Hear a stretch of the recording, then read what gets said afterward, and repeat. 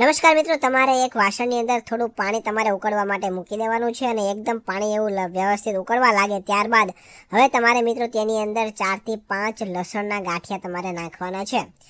મિત્રો લસણ નખાઈ જાય પછી તમારે મિત્રો 1 ચમચી જેટલી વરિયાળી તમારે તેની અંદર નાખવાની છે અને ત્યારબાદ મિત્રો થોડો તમારે ગોળ લેવાનો છે અને ગોળને વ્યવસ્થિત થોડો ક્રશ જેવું કરીને તમારે આ પાણીની અંદર નાખી દેવાનો છે અને ત્યારબાદ તમારે મિત્રો ચમચીની મદદથી વ્યવસ્થિત તમારે મિક્સ કરતું જવાનું છે।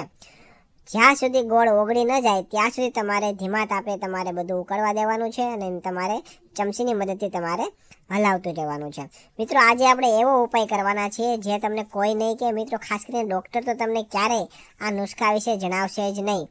હવે મિત્રો ધીમા તાપે તમારે ઉકળવા દેવાનું છે અને લગભગ મિત્રો 4 થી 5 મિનિટ સુધી તમારે ઉકળવા દેવાનું છે, એટલે કે વ્યવસ્થિત બધો ગળ છે એ બધું ઓગળી જશે અને એનું પાણી છે વરિયાળી અને લસણનું પાણી બની જવાનું છે। અને હવે મિત્રો તમારે તેની અંદર 1 થી 2 જેટલા તમાલપત્ર તમારે ઉમેરવાના છે અને ફરીથી તમારે મિક્સ કરવાનું છે। ત્યારબાદ હવે તમારે તેની અંદર આદુના તમારે 4 થી 5 નાના નાના કટકા કરીને નાખવાના છે।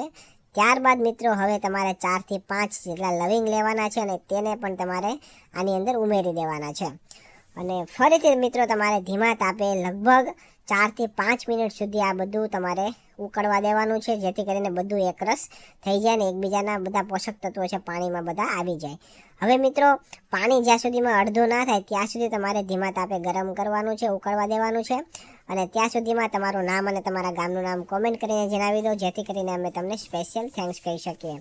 તો મિત્રો લાસ્ટ વિડીયોનું સ્પેશિયલ થેન્ક્સ હંસાબેન રાણીપાને માવા પરથી, રામાભાઈ રાજપૂતને લવાણા ગામથી, લતાબેન પાસવાલાને અમદાવાદથી, સાધનાબેન શાહને હૈદરાબાદથી, નગીનભાઈ હરસોરાને સુરતથી, મહેશભાઈ પરમારને વડોદરાથી, મધુબેન શાહને વાસી ગામથી, MK સોલંકીને ગાંધીનગરથી, વર્ષાબેન ચાવડાને રાજકોટથી અને જસવંતસિંહ ગોહિલને હળવદથી જાય છે।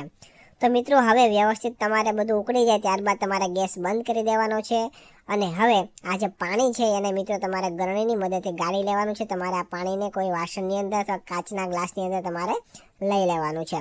આટલું થઈ જાય પછી મિત્રો હવે જે આ પાણી આપણે ગાળીને કમ્પ્લીટ કરેલું છે, જેની અંદર આ બધા પોષક તત્વો આવી ગયા છે, એનો પાણીનો આપણે ઉપયોગ કરવાનો છે। તમારે આ પાણીને મિત્રો સવાર સાંજ થોડું હતપ હોય એટલે કે થોડું ગરમ હોય એવી રીતે તમારે ઉકાળો પીતા હોય એવી રીતના પીવાનું છે।